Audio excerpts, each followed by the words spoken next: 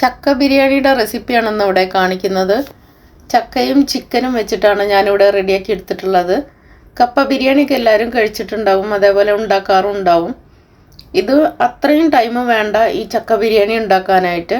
കപ്പ ബിരിയാണി ഉണ്ടാക്കുമ്പോൾ എന്ന് പറഞ്ഞാൽ കപ്പ ബിരിയാണിയൊക്കെ സെപ്പറേറ്റ് വേവിച്ചെടുക്കുകയൊക്കെ വേണം. ഇത് അങ്ങനത്തെ ഒരു പ്രശ്നമൊന്നും വരുന്നില്ല. വളരെ എളുപ്പത്തിൽ ഉണ്ടാക്കിയെടുക്കാൻ പറ്റുന്ന ഒരു റെസിപ്പിയാണിത്.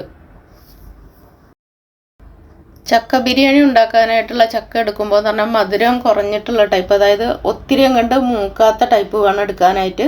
നമ്മൾ എലിശ്ശേരിക്കൊക്കെ എടുക്കൂലേ ചക്ക, അതേ ഒരു പരുവത്തിനുള്ള ചക്കച്ചുള വേണം എടുക്കാനായിട്ട്. ചെറിയൊരു മധുരമാണെങ്കിലും കുഴപ്പമൊന്നുമില്ല. ഇത് ഞങ്ങൾ നാട്ടിൽ നിന്ന് കൊണ്ടുവന്നിട്ടുള്ള ചക്കയാണ്, ചെറിയൊരു മധുരമുള്ളൂ. ഈ ഒരു പരുവത്തിന് എടുക്കുമ്പോഴും നമ്മൾ കപ്പ ബിരിയാണി ഉണ്ടാക്കിയിട്ട് നമ്മൾ കഴിക്കുന്ന അതേ ടേസ്റ്റിൽ തന്നെ നമുക്ക് ഇത് കിട്ടും. അത് മധുരമുള്ള ചക്കച്ചുളയാണെങ്കിൽ ടേസ്റ്റ് മാറിപ്പോവും. അപ്പോൾ ഇങ്ങനത്തെ ഒരു പരുവത്തിനുള്ള എടുത്തിട്ട് ഇതേപോലെ കഷ്ണങ്ങളാക്കിയിട്ട് മുറിച്ചെടുക്കുക. ഒത്തിരി അങ്ങോട്ട് ചെറിയ കഷ്ണങ്ങളാക്കി മുറിച്ചെടുക്കരുത്. അങ്ങനെയാണെങ്കിൽ അത് വെന്ത് വരുമ്പോൾ ഇതെല്ലാം അലുത്തു പോവും. അപ്പോൾ നമുക്ക് ഇങ്ങനെ കഷ്ണങ്ങളായിട്ട് കിട്ടത്തില്ല. അപ്പോൾ ഇങ്ങനത്തെ ഒരു പരുവത്തിനാക്കിയിട്ട് മുറിച്ചെടുക്കുക. ഇതിലേക്ക് വേണ്ട ചിക്കനാണ് ഇത് എടുത്തിട്ടുള്ളത്. ഞാനിവിടെ എടുത്തിട്ടുള്ള ഒരു 1/2 കിലോ ചിക്കൻ ഉണ്ടാവും. പിന്നെ ഒരു ചെറിയ തക്കാളി, പിന്നെ വെളുത്തുള്ളി, ഇഞ്ചി, പച്ചമുളക് കുറച്ച് ചതച്ചത്, 2 വലിയ ഉള്ളിയും കൂടി എടുത്തിട്ടുണ്ട്. അപ്പോൾ നിങ്ങൾ ചിക്കൻ്റെ അളവ് നിങ്ങൾക്ക് എത്ര വേണമെങ്കിലും കൂട്ടി കൊടുക്കുക. നിങ്ങളുടെ ഈ ചക്കയുടെ അളവ് കൂടുന്നതിനനുസരിച്ചിട്ട് ചിക്കൻ്റെ അളവൊക്കെ എത്ര വേണമെങ്കിലും കൂട്ടി കൊടുക്കുക. ഇനിയിപ്പോൾ ചിക്കൻ അല്ലാതെ ബീഫ് വെച്ചിട്ടും ഉണ്ടാക്കാം കേട്ടോ. എങ്ങനെ വേണമെങ്കിലും ഉണ്ടാക്കാം. എങ്ങനെ ഉണ്ടാക്കിയാലും നല്ല ടേസ്റ്റ് തന്നെയാണ്. ഇനി ഇത് റെഡിയാക്കാനായിട്ട് സ്റ്റൗവിലൊരു പാൻ വെച്ചിട്ടുണ്ട്. അത് ചൂടായി വരുമ്പോൾ അതിലേക്ക് വെളിച്ചെണ്ണയാണ് ഒഴിച്ചു കൊടുത്തിട്ടുള്ളത്. നിങ്ങൾ വെളിച്ചെണ്ണയിൽ തന്നെ ഉണ്ടാക്കിയെടുക്കണം, എങ്കിൽ നല്ല ടേസ്റ്റ് ഉണ്ടാവുള്ളൂ. ഇനി അതിലേക്ക് വലിയ ഉള്ളി കട്ട് ചെയ്ത് വെച്ചതും കൂടി ഇട്ട് കൊടുക്കുക. അപ്പം നിങ്ങൾ ചിക്കൻ്റെ അളവ് കൂടുന്നതിനനുസരിച്ചിട്ട് ഉള്ളിയുടെ അളവും കൂട്ടി കൊടുക്കണം.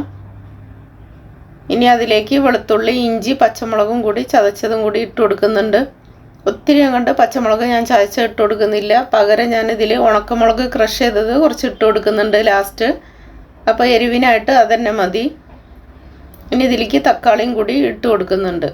ഇനി ഇതിനെ നന്നായിട്ടൊന്ന് വഴറ്റിയെടുക്കണം. അതിന് ശേഷം വേണം പൊടികളെല്ലാം ഇട്ട് കൊടുക്കാനായിട്ട്.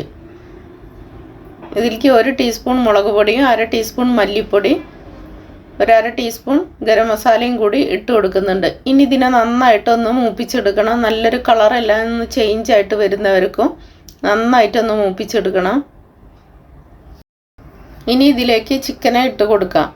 ചിക്കൻ മുറിച്ചെടുക്കുമ്പോൾ ചെറിയ കഷ്ണങ്ങളാക്കിയിട്ട് തന്നെ മുറിച്ചെടുക്കണം. അല്ലെങ്കിൽ ചക്ക ചെറിയ കഷ്ണങ്ങളും ചിക്കൻ വലിയ കഷ്ണങ്ങളായിട്ട് നമ്മൾ ഉണ്ടാക്കി വരുമ്പോൾ അങ്ങനെ കിടക്കും.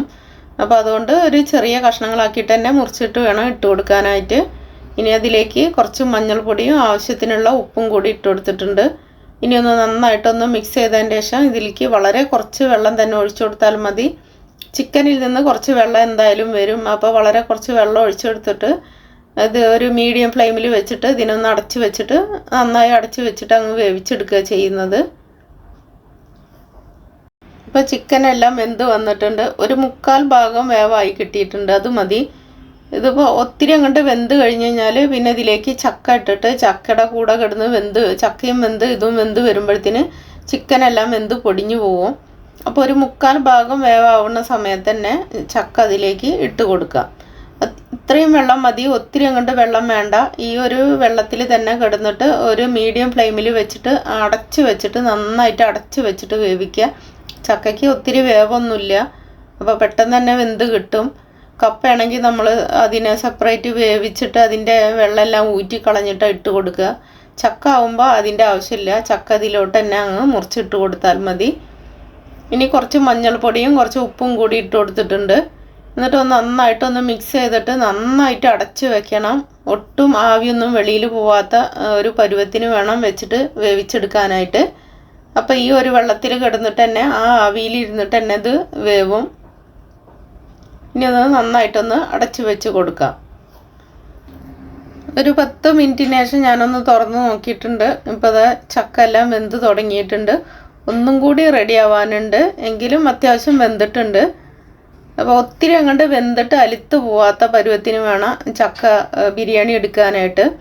അല്ലെങ്കിൽ ചക്ക എല്ലാം വെന്തിട്ട് അങ്ങ് ഉടഞ്ഞു പോയി കഴിഞ്ഞാൽ ഇതിൽ ചക്ക കിടക്കുന്നതൊന്നും കാണൂല. ചക്ക കിടക്കുന്നത് ഇങ്ങനെ കഷ്ണങ്ങളായിട്ട് കാണണമെന്നുണ്ടെങ്കിൽ ഒത്തിരി അങ്ങോട്ട് വെന്ത് അലുത്ത് പോവാത്ത പരുവത്തിന്, എന്നാൽ വേവും വേണം, ആ പരുവത്തിന് വേണം എടുക്കാനായിട്ട്. അപ്പോൾ ഈ സമയത്തൊക്കെ ഉപ്പൊക്കെ നോക്കിയിട്ട് ഉപ്പിട്ട് കൊടുക്കാം. ഞാനിവിടെ ഉണക്കമുളക് ക്രഷ് ചെയ്തത് ഇട്ട് കൊടുക്കുന്നുണ്ട്. ഉണക്കമുളക് ക്രഷ് ചെയ്തത് ഇട്ട് കൊടുക്കുമ്പോൾ കുറച്ചും കൂടി നല്ല ടേസ്റ്റാണ് കഴിക്കാനായിട്ട്. ഇനി നന്നായിട്ടൊന്ന് മിക്സ് ചെയ്തിട്ട് ഒന്നുകൂടി അടച്ച് വെച്ചിട്ട് ഞാൻ വേവിക്കുന്നുണ്ട്. ഒരു 5 മിനിറ്റും കൂടി ഇരിക്കുമ്പോഴത്തേന് റെഡിയാവും. ഇപ്പോൾ അതൊരു 5 മിനിറ്റിന് ശേഷം ഞാൻ തുറന്ന് നോക്കിയിട്ടുണ്ട്. ഇപ്പോൾ നന്നായിട്ട് വെന്ത് വന്നിട്ടുണ്ട്.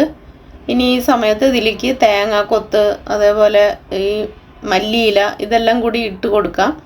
അതൊക്കെ ഓരോരുത്തരുടെ ഇഷ്ടത്തിനനുസരിച്ച് ഇട്ട് കൊടുക്കാം. ചിലർക്ക് തേങ്ങാക്കൊത്ത് ഇടണമെന്നും ഇഷ്ടമുണ്ടാവില്ല, അങ്ങനെയാണെങ്കിൽ ഇടണ്ട. അപ്പോൾ മല്ലിയിലയും തേങ്ങാക്കൊത്തും ഞാനിവിടെ ഇട്ട് കൊടുക്കുന്നുണ്ട്. ഇനി നന്നായിട്ടൊന്ന് മിക്സ് ചെയ്തിട്ട് ഒരു 2 മിനിറ്റും കൂടി ഒന്ന് അടച്ച് വെച്ച് കഴിഞ്ഞ് കഴിഞ്ഞാൽ ചക്ക ബിരിയാണി റെഡിയായി കിട്ടും. കപ്പ ബിരിയാണിയൊക്കെ ഇതിനു മുന്നേ ഞാൻ ഉണ്ടാക്കിയിട്ട് ഒരു പോസ്റ്റ് ഇട്ടിട്ടുണ്ടായിരുന്നു. കപ്പ ബിരിയാണിനേക്കാളും ടേസ്റ്റ് ഉണ്ട് കേട്ടോ അതിന്. ചക്ക ബിരിയാണിക്ക് എനിക്ക് നന്നായിട്ട് ഇഷ്ടപ്പെട്ടു. അപ്പോൾ ഉണ്ടാക്കാത്തവരുണ്ടെങ്കിൽ ഇത് മസ്റ്റ് ഒന്ന് ട്രൈ ചെയ്ത് നോക്കണം. ഇപ്പോൾ വീട്ടിലൊക്കെ ചക്ക ഉണ്ടാവുന്ന ടൈമൊക്കെ തന്നെയാണ്. ഇപ്പോൾ ഈ സമയത്തൊക്കെ മഴ പെയ്തിട്ട് ഇതായി ഉണ്ടാവും. ഞാൻ കുറച്ചായി വീഡിയോ എടുത്ത് വെച്ചിട്ട് ഇപ്പോഴാണ് അത് പോസ്റ്റ് ചെയ്യാൻ എനിക്ക് പറ്റുള്ളൂ. അപ്പോൾ നാട്ടിലുള്ള ചക്ക ഉണ്ടാവുന്ന സമയത്തൊക്കെ എല്ലാവരും ഇത് ഉണ്ടാക്കി നോക്കണം. പണ്ടൊക്കെ എന്ന് പറഞ്ഞാൽ വർഷത്തിൽ ഒരു പ്രാവശ്യമൊക്കെ നാട്ടിൽ ചക്കൊക്കെ ഉണ്ടായിരുന്നുള്ളൂ. ഇപ്പോൾ വർഷത്തിൽ 2 പ്രാവശ്യമൊക്കെ ചക്ക ഉണ്ടാവണ അങ്ങനത്തെ പ്ലാവുകളൊക്കെ വാങ്ങിക്കാൻ കിട്ടുന്നുണ്ട്. അപ്പോൾ എല്ലാവരും മസ്റ്റ് ഒന്ന് ട്രൈ ചെയ്ത് നോക്കണം. നല്ല ടേസ്റ്റാണ് കഴിക്കാനായിട്ട്. അപ്പോൾ വീഡിയോ ഇഷ്ടപ്പെട്ടാൽ എല്ലാവരും ഒന്ന് ലൈക്ക് ചെയ്യണം, കമൻറ്റ് ചെയ്യണം, ഷെയർ ചെയ്യണം. അതേപോലെ സബ് ചെയ്യാത്തവരുണ്ടെങ്കിൽ അതുകൂടി ഒന്ന് ചെയ്തേക്കണേ.